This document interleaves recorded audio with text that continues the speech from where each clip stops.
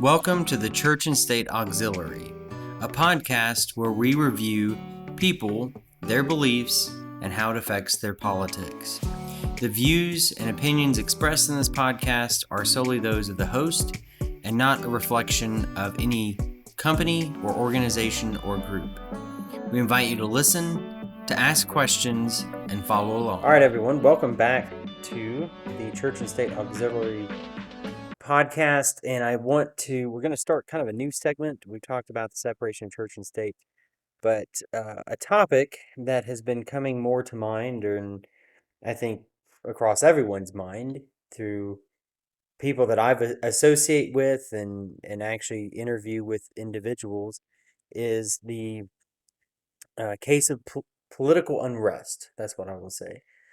I think we all know the topic that I'm really talking about, but I don't want to really use certain terminology for YouTube's restrictions and such.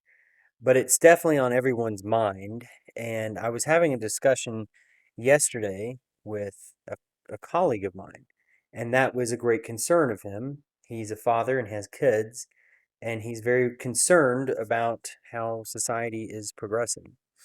And so to kind of wrap our podcast together, if you will, we've been talking about learning versus labeling and really encouraging that open conversation to occur.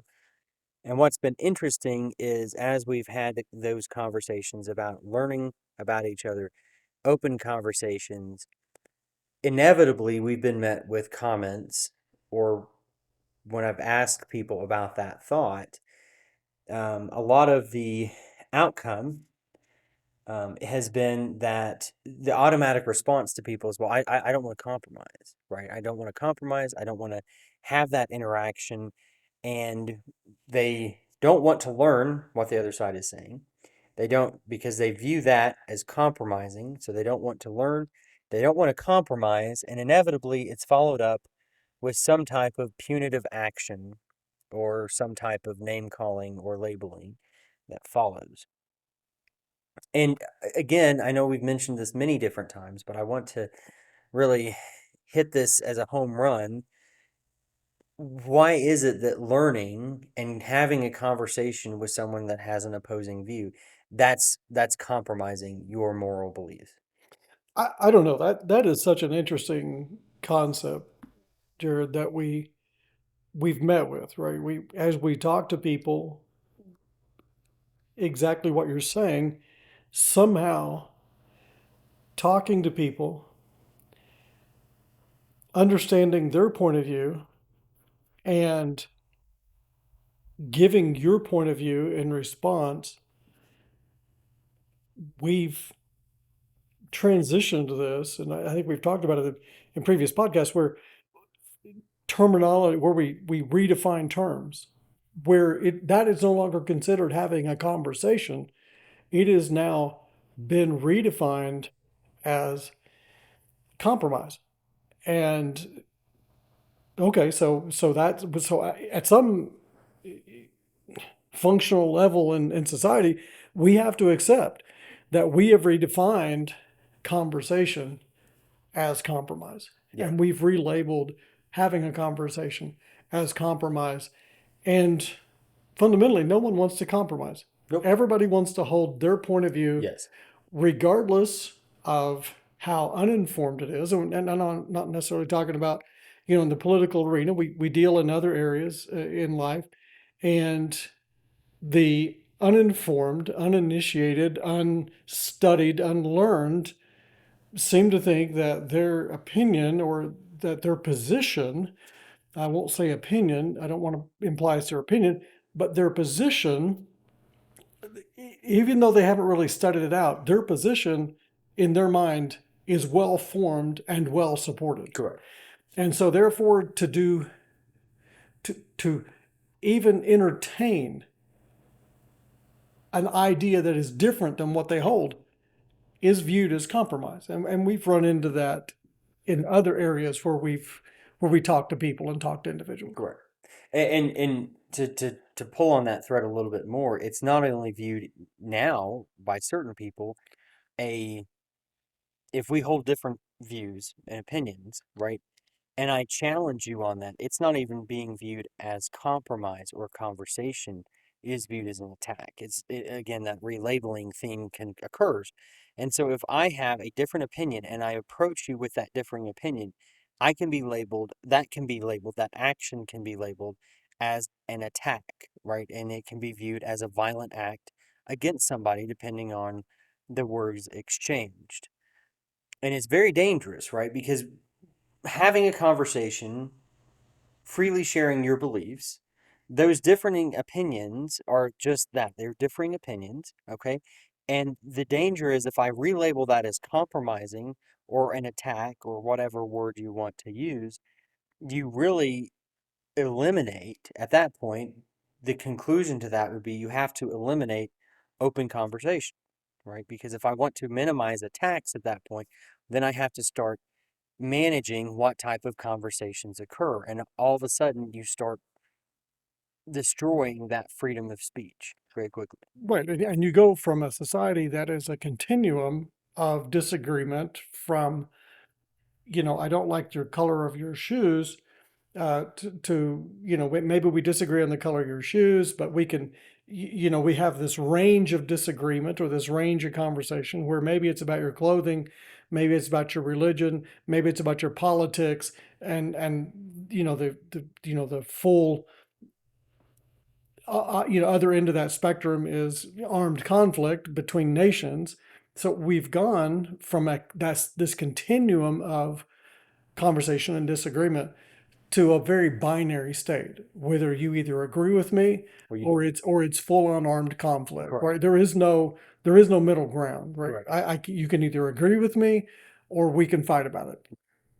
And we see that played out in we see that played out. And I know that a lot of the headlines and stuff that you read are put out there for clickbait and, to get views and do all this kind of stuff. So I understand that. But underlying that, there is a trend among people in our society because that's what we've been conditioned to accept is this very binary state. Yes. You either agree with me or we're going to fight about it. Correct. And by labeling it, you do exactly that. And by labeling it, I put you in these very extreme categories. And I'll use some examples. I know we do a lot of opinion sharing, but let's actually look into some of the data. So what I want to do in this next series of podcasts is talk about this political unrest. And one thing that helps maybe cultivate understanding is drawing the hard contrast. So the first few we've talked about coming to the table with communication, but let's say at the end of the day that all communication has ceased, right? So which it seems like people are wanting that. I don't want to have that open conversation. I don't want to be offended anymore. I don't want to experience any growth for myself. I don't want to learn. Therefore, I'm going to cut all that out. So I think the next state is okay, let's follow that to its logical conclusion.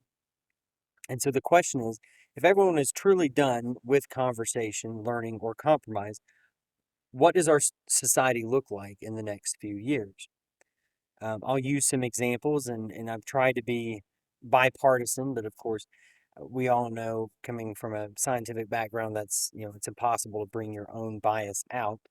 But anyway, it's interesting. We've got some text messages sent by is it Jay Jones? Jay Jones, yeah, he was the guy running for attorney general in Correct. Virginia, right? Yes. And that's been quite a scandal, right? I Yeah. mean, he's suffered in the polls, right? And At, in August 2022, at his own doing, really. correct. And in August 22, he sent out some texts to a Republican delegate, Kerry Coyner, hypothetically saying that the House Speaker, Todd Gilbert, would be shot. And here's the text. It says 3 people, 2 bullets, he wrote. Gilbert, Hitler, and Pol Pot. Gilbert gets 2 bullets to the head. Spoiler, put Gilbert in the crew with the 2 worst people you know, and he receives both bullets every time. I find that shocking because, again, going back to the labeling system where we take somebody, and I don't believe that Gilbert has actually done mass genocide. So Pol Pot and Hitler did mass genocide. They did horrific things um, to their communities and to their nations at large. I don't think Gilbert is in that category, right? But yet, this is a political leader. That is his view. That if I disagree with this individual, I'm not going to try to find any form of common ground. I am going to demonize him and put him in the same category as these heinous people. Again, that's really shocking to me. And I read further, on the other side, you read. Well, before we leave that, though, Yeah, go I ahead. mean, and it should be. I mean, obviously, I don't know Jay Jones, and I don't know Gilbert, right? Right. And I didn't read their text messages. I'm just pulling, the article from online. So, maybe it's true, maybe it's not true, but it becomes believable because we see these examples in our daily lives, in our own communities that we live in, where we see people being demonized, as you said, because they hold a political view, and that holding a political view that is contrary to the liberal left or the extreme right, however you want to call them, Right. right? If you hold a view that's different than them, somehow we've moved from saying that's your opinion to saying, okay, that is equivalent to doing the most heinous crime that you can think of in society. Where we equate holding a opposing political view to mass genocide. Correct. It's insane that we've got there as a Yeah, society. that's very true. Thanks for listening to the Church and State Auxiliary. We hope you enjoyed the content in this podcast. If you did, give us a like, a follow, or subscribe. If you have questions, leave comments down below. Thanks again for listening.